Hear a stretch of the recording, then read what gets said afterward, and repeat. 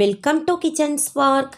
இன்றைக்கி நம்ம சேனலில் என்ன பார்க்க போகிறோன்னு கேட்டிங்கன்னா, நாம் இன்றைக்கி இன்ஸ்டன்ட் தோசா ரெசிபி தாங்க பார்க்க போகிறோம். நம்ம வீட்டில் மாவு அரைக்கல அப்படின்னா டக்குன்னு இந்த தோசை ரெசிபி நம்ம ட்ரை பண்ணலாங்க. ரொம்ப சுலபமாக நம்ம இந்த தோசை செஞ்சிடலாம். இன்ஸ்டண்ட்டான தோசை தான், எப்படி செய்யலான்னு பார்க்கலாம். அதை பார்க்குறதுக்கு முன்னாடி இன்னும் நீங்கள் நம்ம சேனலை சப்ஸ்கிரைப் பண்ணாமல் இருந்தீங்கன்னா சப்ஸ்கிரைப் பண்ணிடுங்க. அப்படியே பக்கத்தில் இருக்கிற பெல் ஐக்கானை கிளிக் பண்ணிடுங்க.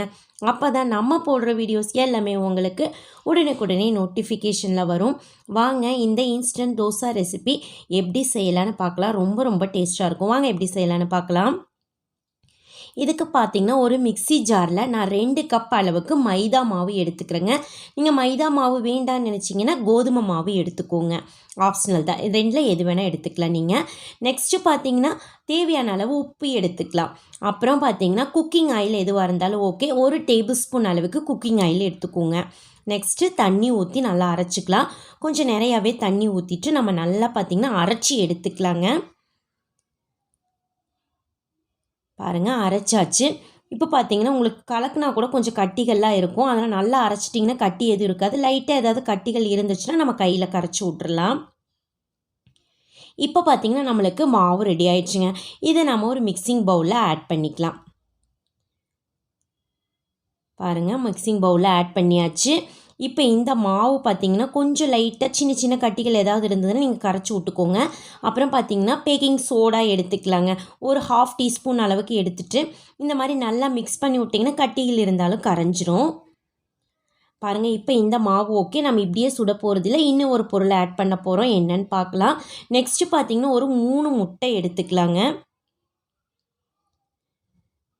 பாருங்கள், ஒரு 3 முட்டை எடுத்து நம்ம பவுலில் ஆட் பண்ணிக்கலாம்.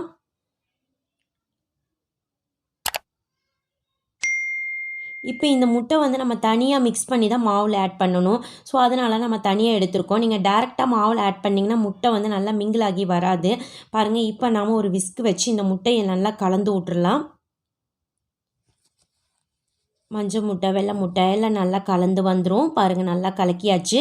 நெக்ஸ்ட்டு பார்த்திங்கன்னா நம்ம மாவு கலக்கி வச்சுருக்கோம்ல, அதில் நம்ம அடித்து வச்ச முட்டையை ஆட் பண்ணிக்க போகிறோம். இப்போ பாருங்கள், இப்போ 2 கப் மாவுக்கு ஒரு 3 முட்டை எடுத்துட்டிங்கன்னா நல்லாயிருக்கும். டேஸ்ட்டும் நல்லாயிருக்கும், சாப்பிட்றதுக்கு ரொம்ப சாஃப்டாக இருக்கும்.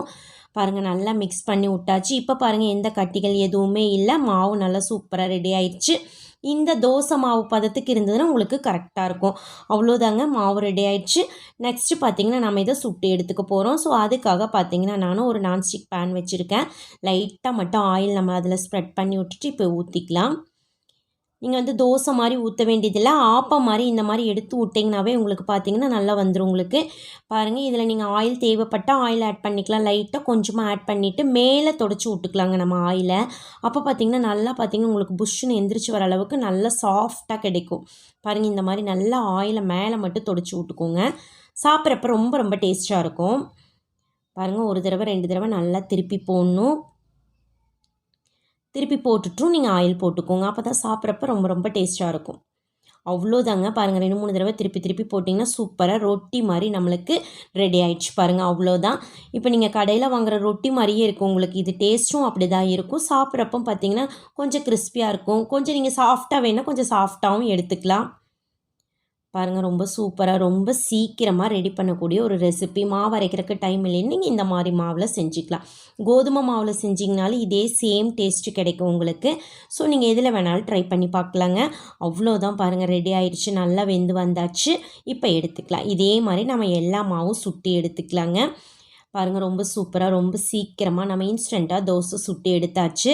சாப்பிட்றதுக்கு பார்த்திங்கன்னா அவ்வளோ டேஸ்ட்டாக இருக்கும், முட்டையெல்லாம் ஆட் பண்ணியிருக்கிறனால.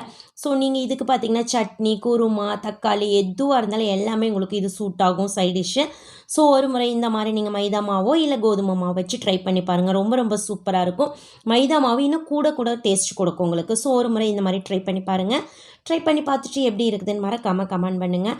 உங்களுக்கு இந்த வீடியோ பிடிச்சிருந்ததுன்னா உங்கள் ஃப்ரெண்ட்ஸுக்கெல்லாம் ஷேர் பண்ணுங்கள், லைக் பண்ணுங்கள்.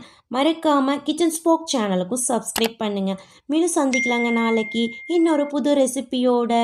அது வரைக்கும் நன்றி, பாய்.